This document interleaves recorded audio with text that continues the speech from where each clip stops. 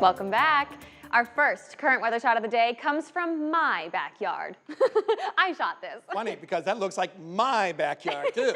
At least the scene out there. Go ahead. This is the view from Davenport last night. All of that heat just generated tons of lightning. I just couldn't stop looking at it. I was in the kitchen doing dishes and my boyfriend goes, "Get out here, it looks like a war zone in the clouds." I tell you, I've been, checking these guys out ever since I was yay high. And I can't remember anything like this since I was a kid. It's crazy. It was something else. A lot of lightning. Of course, had some nice thunder with it. Others saw the lightning, but he didn't hear much of the thunder. Yeah, I didn't realize. And our weather department brought up a good thing. It's like, why is the case? Because I think we've had some viewers like this because these storms are so tall that air can suppress sound at a certain rate, at a certain distance. In this case, about 10 miles. So after 10 miles, you see the lightning, but you can't hear the thunder. Wow. So these storms were just extremely tall. They're big. And we could be seeing it again come this evening as well.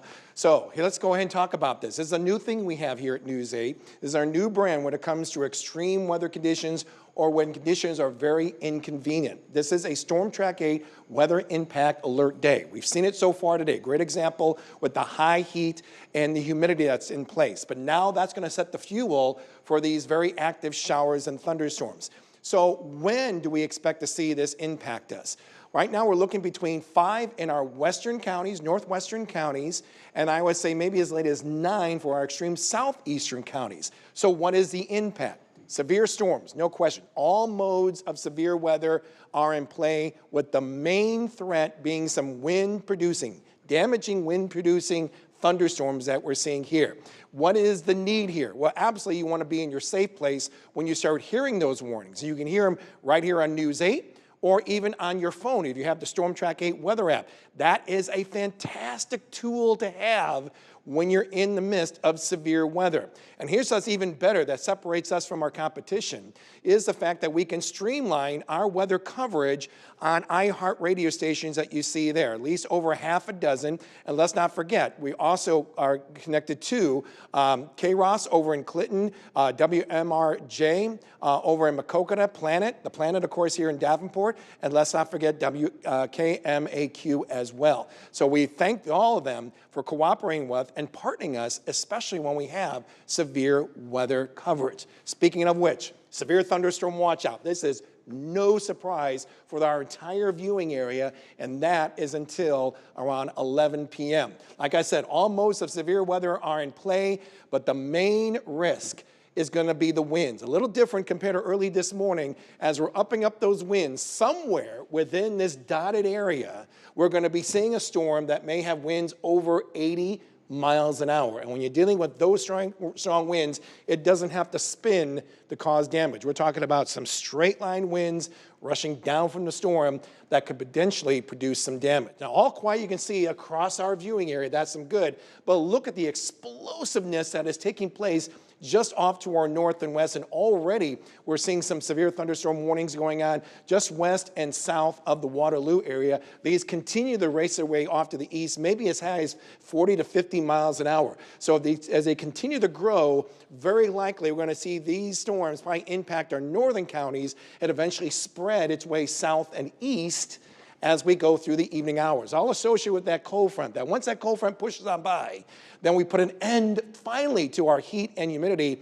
and slowly bring in some very refreshing air across the area. Here's our future track. I'm taking the model from this morning because it kind of connects to what we're seeing already outside to our north and west. So let's put this in motion, and I do believe we're going to be seeing this in 2 waves here. This is 6 p.m. Here's the first wave that may be bending its way across the river by then.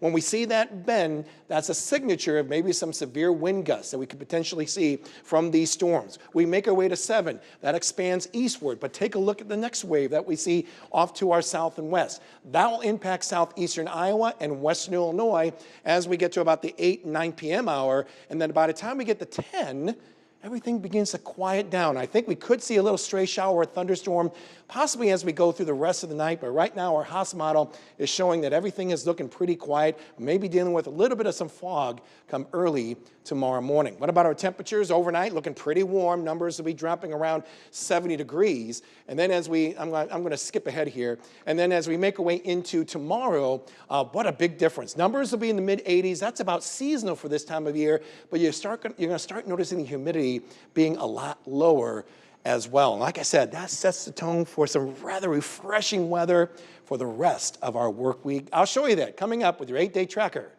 right after this. Osteoporosis, or low bone density, especially in women, can increase your risk of hearing loss by up to 41%. The bones in your middle ear are some of the smallest bones in our bodies. Understanding your hearing and how it is connected to the rest of your health is so very important. Start today by calling Concept for your free hearing screening. Concept by Iowa Hearing, bringing people together. So for tonight, evening thunderstorms, we'll be tracking it, and we'll be chasing too as we go through the evening hours. Potential for some very heavy rain, maybe over an inch of rain in a very short period of time.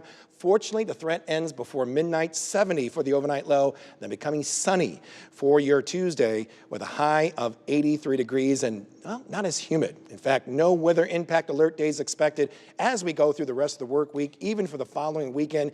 Those are some really nice temperatures that we see, Shelby, especially for that all-important weekend, which, of course, we're thinking about, even though it may be Monday. No kidding. Thanks so much, James. Well, check this out. An East Moline Golf Club is taking the day off as they recover from last night's storms. Take a look at this tree that fell on Gulfmore's course, sending branches everywhere. Workers spent the morning cleaning it up and said the course only suffered minor damage, but no word yet on when they're set to reopen.